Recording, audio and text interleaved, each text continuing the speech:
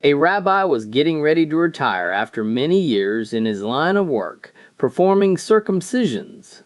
Over the course of his career, he had carefully saved every foreskin from every procedure. One day, as he planned for retirement, he decided to visit a local leather worker. He explained that he wanted a special retirement gift made from the collection.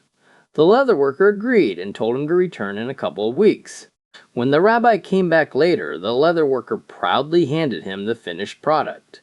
It was a wallet. The rabbi stared at it in disbelief and said, "All those foreskins, and you only made me a wallet?"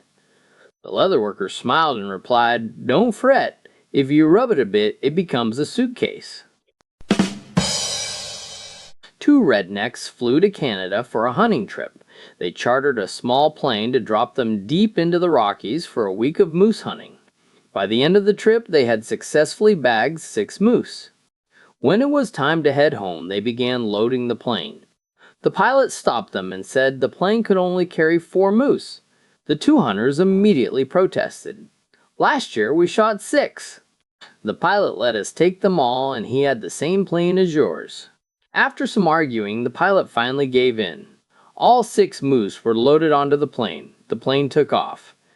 While trying to clear the mountains, even at full power, the overloaded plane could not stay in the air.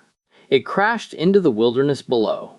Amazingly, despite being surrounded by dead moose, only the 2 rednecks survived.